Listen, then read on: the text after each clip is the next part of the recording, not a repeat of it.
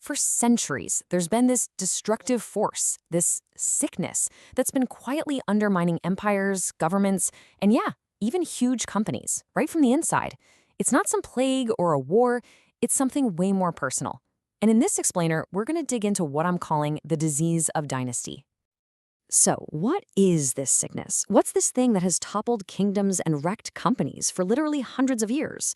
Well, it's a condition where getting ahead isn't about talent or skill. Nope, it's about something much, much simpler. Who you know, or maybe more to the point, who you're related to. It's a really old problem, but trust me, it has a very modern face.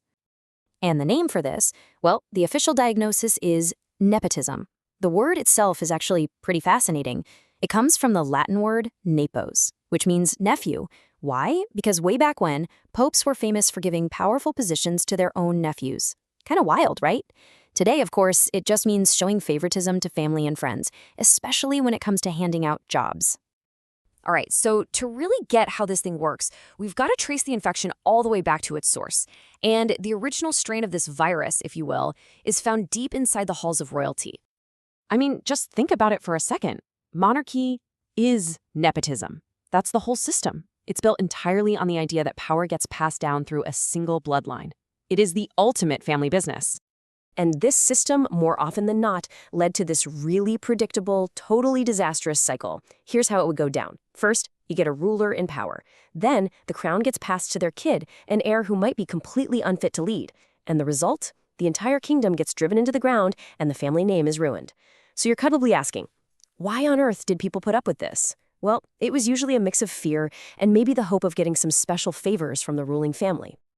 Okay, I know what you might be thinking. This is all ancient history. Kings and queens, really? Well, here's the thing. The disease hasn't gone away. It's just mutated. It's adapted to our modern world.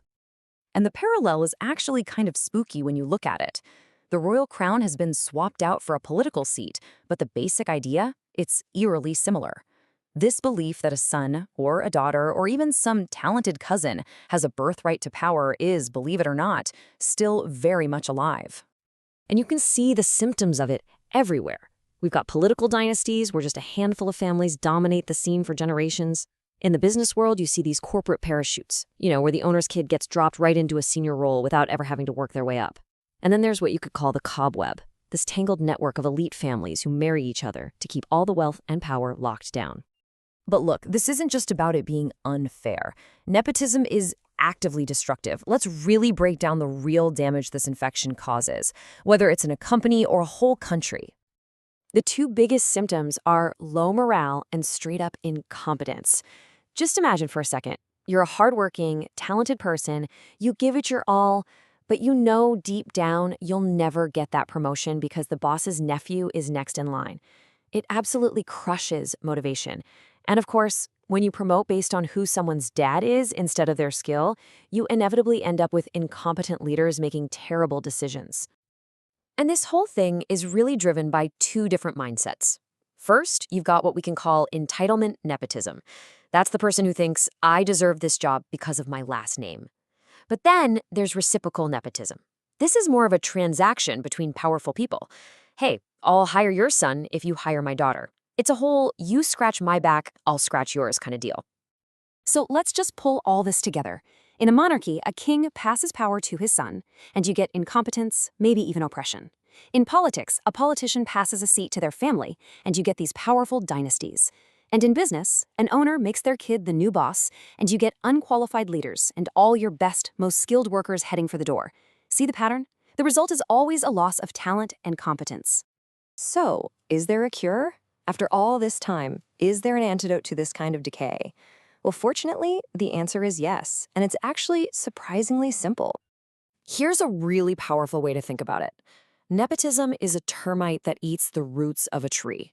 Just like a termite, it does all its damage quietly where you can't see it. It's eating away at the very foundations of a place, things like trust, fairness, and skill, until the whole thing is just waiting to collapse. And the cure, the antidote, it all comes down to one core idea: fairness over family. A system where the best person gets the job, period, based on their skills, their merit, not who they had dinner with last night. A true meritocracy, that's the only effective vaccine. And that leaves us with one final question to think about. Just look around you, at your own workplace, your community, your country. Is it a place where talent and hard work actually pay off? Or is it all just kept in the family? The answer to that question tells you a lot about just how healthy the whole system really is.